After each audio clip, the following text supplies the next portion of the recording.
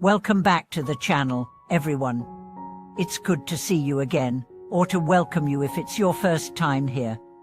We are diving deep today into a question that confounds many spiritual seekers and even long-time practitioners. What isn't being a good person enough?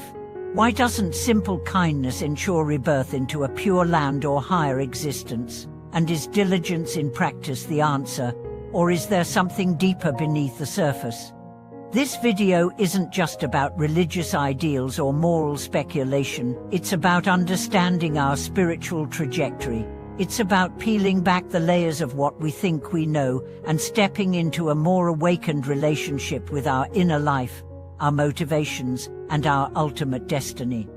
So if you've ever found yourself wondering, I've tried to be good, I help others, I don't harm anyone, why do things still fall apart? You're not alone. And today, we might just uncover the answers you've been searching for. Let's start with a story. There was a woman, let's call her Mai, who had spent her entire life doing good. She cared for the elderly in her neighborhood, donated to orphanages, and never spoke harshly to anyone, yet she suffered. Her health declined, she struggled financially, and despite her hopes, she never found deep peace. Her friends often said, "You're the kindest person we know, you must have a blessed afterlife awaiting you." But is kindness alone the currency of spiritual progress? Enter the teachings of Pure Land Buddhism, a tradition that emphasizes both compassion and clarity. According to this path, the aspiration to be reborn in the Western Pure Land is not granted by virtue alone. It depends on three pillars: faith, vas, and practice. Faith is not blind belief. It's deep trust in the wisdom and vas of Amitabha Buddha, who promises to receive all who sincerely call upon him. Vas are not casual intentions, but burning determinations rooted in the heart. And practice. It's more than rituals, it's the actual living of the path. So where does Mai stand? She has the goodness, but has she cultivated the inner relationship with the Dharma? Has she generated the deep aspiration for liberation? Has she called upon the Buddha, not with her mouth, but from the depths of her being? Here lies the key distinction: being good is noble, but not always awakened. Another story paints the contrast. Let's talk about Yom, a monk who was outwardly diligent, chanting, meditating, preaching. Yet within, he held a deep attachment to recognition. His motivation was clouded by the desire for respect, for a seat among the wise. Despite hours of practice, his mind remained unsettled. He feared death, he feared judgment, and when illness came, he panicked. Why? Because the practice was not integrated. It was performative, not transformative. Now compare that to a poor elderly man, illiterate, living in the mountains. He had once met a traveling monk who taught him the 6 syllables Nalo Amitufo. That old man didn't understand the scriptures, but he believed. He chanted every day. His voice echoed through the valley. He spoke to the Buddha as if to a lifelong friend. And when he passed, villagers reported seeing a gentle light over his hut. His face was serene, peaceful. Which of them do you think truly practiced? This is not to discredit study, ritual, or scholarship, but to illuminate a deeper truth. Spiritual progress is not measured by external acts but by inner transformation. In Buddhist teaching, there's the concept of a mixed karma, where good deeds are performed with self-interest. I will donate, so I will be rewarded. I will practice, so I can escape suffering.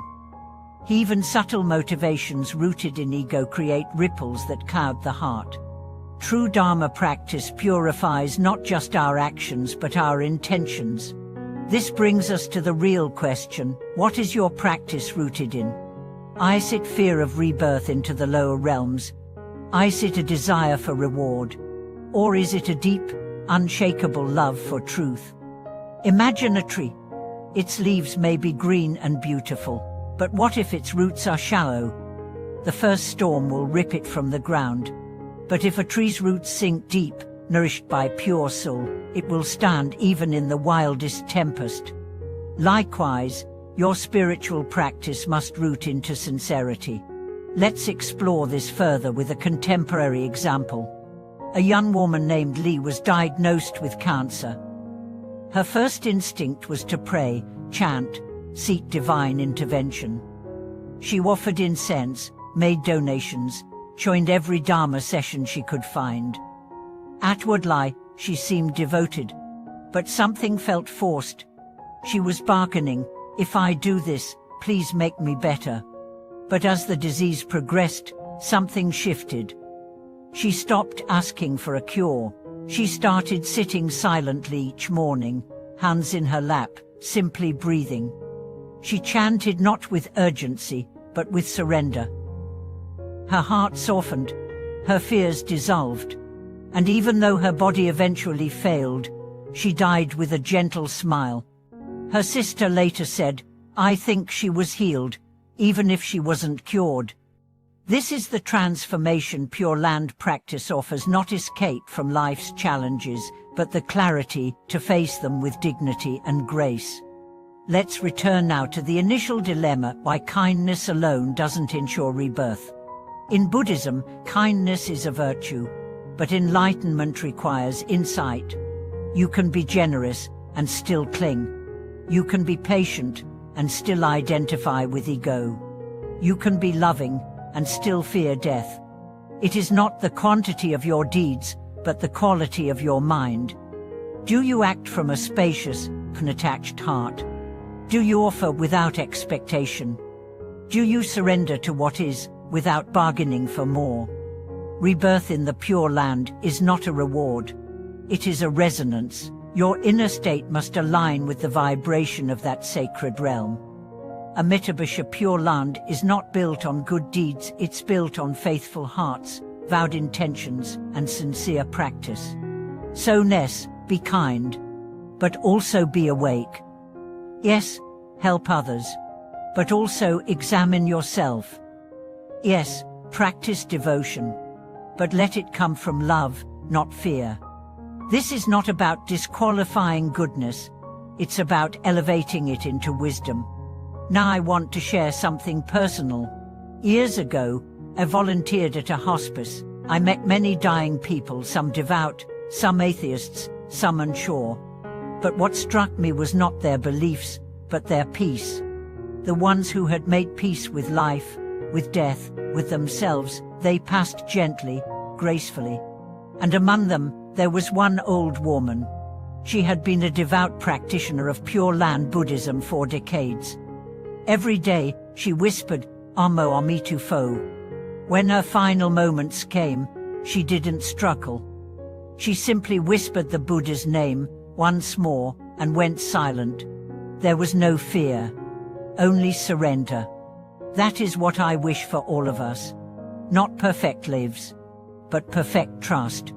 Not dramatic transformation, but steady devotion. So, let me ask you now, where is your heart? Are you practicing to get somewhere, or to know yourself? Are you chasing salvation, or embodying liberation? The Buddha didn't promise ease, he promised clarity. And Pure Land Buddhism doesn't say, "Be good and you'll be saved." It says, "Awaken, trust, and walk the path." The door is open. As we close today's video, I invite you to reflect on your practice, not in terms of numbers, but in terms of depth. And I'd love to hear from you in the comments. What has your experience been? Have you ever wrestled with this question? Do you practice out of love or fear? What's changed for you? Please like, subscribe, and share this video if it touched something inside you. This community is built on shared truth, shared heart, and shared awakening. Your voice matters here. Thank you for watching this video. Keep practicing, keep reflecting. And remember, goodness is beautiful, but awakening is transformative. May your path be both.